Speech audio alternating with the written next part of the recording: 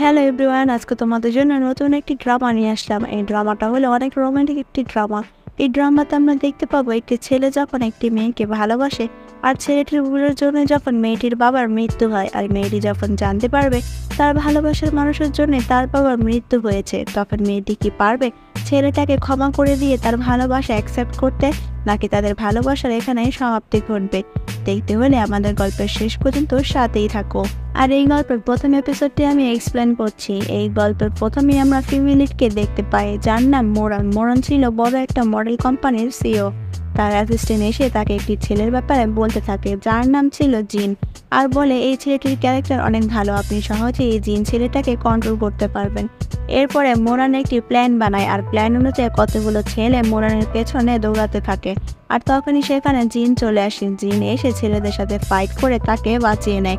আর আমরা তখন দেখতে পাই এই গল্পের মেন লিড হলো জিন। আর মোরান পায়ে ব্যথা পাওয়ার কারণে জিন তাকে কোলে তুলে নেয়। আর মোরান তো ভাবতে থাকে তার প্ল্যান করা ফাঁদে কত সহজে ছেলেটি পা দিয়ে দিল।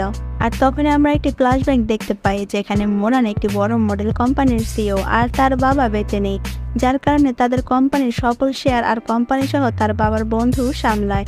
তার বাবা মৃত্যুর আগে বলে গিয়েছিল মোরান যতদিন না বিয়ে করবে ততদিন তাদের এই সম্পত্তি এবং কোম্পানি কোনো কিছুই মোরান পাবে না। এর জন্য মোরান ঠিক করে এবার সে বিয়ে করবে, আর যেভাবেই হোক তার বাবার কোম্পানি তার নিজের করেই ছাড়বে। এর জন্য তার অ্যাসিস্ট্যান্ট একটি ছেলেকে ঠিক করে, যার নাম ছিল জিন, আর সে এই ছেলেটির সাথে কন্ট্রাক্টে বিয়ে করতে চায়। এরপরে আমরা মোরান আর তার বাবার বন্ধুকে দেখতে পাই। তার বাবার বন্ধু বলে, মোরান তুমি তো এখন প্রাপ্তবয়স্ক হয়ে গেছো, আর তোমার বাবা মৃত্যুর আগে বলে গিয়েছিল তুমি যতদিন না বিয়ে করছো ততদিন তোমাকে কোম্পানির কোনো শেয়ার হোল্ডারই দেওয়া হবে না। এর জন্য আমি চাই তুমি আমার ছেলে চ্যানকে বিয়ে করে নাও। এই কথা শুনে মোরান বলে, আমি এটা কখনোই করতে পারবো না। আর জিনের একটি ফটো দেখিয়ে বলে, এটা হলো আমার ফিয়ান্সে, আর আমরা তাড়াতাড়ি বিয়ে করতে চলেছি। এই কথা বলে সে এখান থেকে চলে যায়। আর তখন সেখানে চ্যান আসে। চ্যানকে তার বাবা এই সমস্ত কিছু খুলে বলে। এরপরে প্রেজেন্টে আমরা দেখতে পাই মোরান জিনকে নিয়ে তার বাড়িতে এসেছে, আর সেখানে জিনের বায়োডাটা রাখা ছিল। সেটা ঢাকার জন্য মোরান তাড়াতাড়ি করে মেডিসিনের বক্সটা সেটার উপরে রেখে দেয়। আর তখন সে তাড়াতাড়ি করে একটি মেডিসিন উঠায় আর বলে, আমি তোমার ব্যথা জায়গায় মেডিসিন লাগিয়ে দিয়েছি। জিন তখন তাকে বলে, তুমি ভালো করে দেখা তো এটা কি মেডিসিন নাকি অন্য কিছু। এরপরে মোরান অন্য একটি মেডিসিন নিয়ে জিনের ব্যথা জায়গায় মেডিসিন লাগাতে থাকে। আর তার বডি দেখে সে ভাবতে থাকে মোরানের বডি তো অনেক সুন্দর আর অনেক অ্যাট্রাক্টিভ ফিল, যা আমার কোম্পানির মডেলের চেয়ে অনেক ভালো।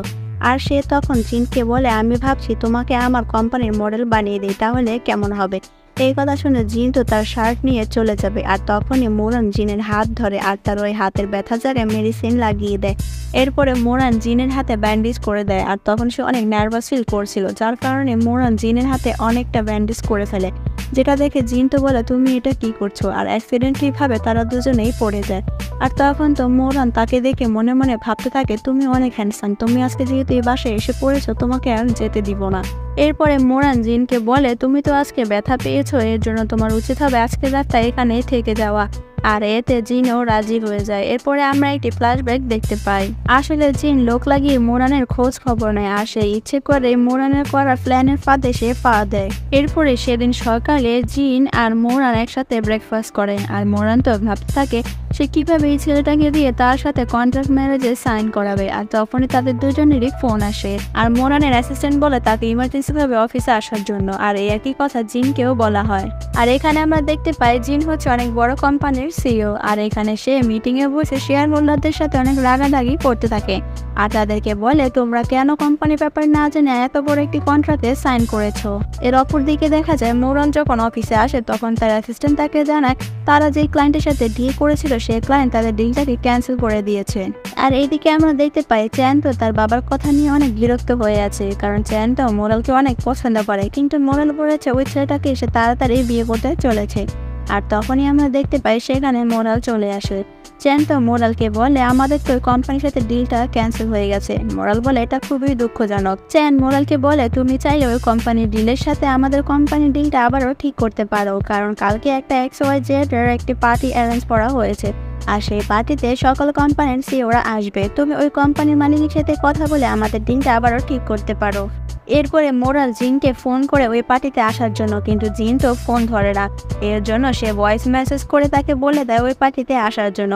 এরপরে সেদিন যখন ওই পার্টির দিন চলে আসে, মোরাল সেখানে যায় আর কয়েকজন তাকে জিজ্ঞাসা করে, শুনলাম তুমি নাকি তাড়াতাড়ি বিয়ে করতে চলেছো, তা তোমার ফিয়ান্সে কোথায়? এই কথা বলাতে মোরাল তো কোনো উত্তর দিতে পারে না আর একটি মেয়ে তাকে ফেলে দিতে যায়। আর জিন তখন এসে তাকে ধরে ফেলে আর জিন তাকে বলে, আমি কি আসতে দেরি করেছি? মোরাল তখন বলে, একদম ঠিক সময় এসেছো। এরপরে জিন সকলের সামনে ইন্ট্রোডিউস হয়, সে হলো মোরালের ফিয়ান্সে। আর এসব কিছু আড়াল থেকে চ্যান দেখে অনেক জেলাসি করতে থাকে। এরপরে আমরা দেখতে পাই মোরাল অনেক ড্রিঙ্ক করে ড্রাঙ্ক হয়ে যায় আর সে জিনকে কিস করার চেষ্টা করে, কিন্তু জিন তো তাকে কিস করতে চায় না। আর এই সব কিছু আড়াল থেকে চ্যান তাদেরকে দেখতে থাকে আর তখনই জিন এগুলো লক্ষ্য করে যে চ্যান তাদেরকে ফলো করছে। এর জন্য সে চ্যানকে দেখানোর জন্য মোরালকে কিস করে বসে। আর এইসব দেখে তো চ্যান আরো বেশি জেলাস ফিল করতে থাকে। এরপরে জিন তো মোরালকে নিয়ে তার রুমে আসে তাকে ছাড়ার জন্য, কিন্তু মোরাল তো জিনকে একদম ছাড়ে না আর সে বলে, তোমাকে আমি কোথায় যেন দেখেছি, আমার খুব চেনা চেনা মনে হয়। এই কথা বলে জিনকে সে যখন কিস করতে যাবে আর তখনই সে ঘুমিয়ে পড়ে। আর এরই সাথে প্রথম পার্টি শেষ হয়ে যায়। বন্ধুরা, এই প্রথম পার্টি যদি ভালো লেগে থাকে তাহলে দ্বিতীয় পার্টি কি চাও কমেন্ট করে জানাও।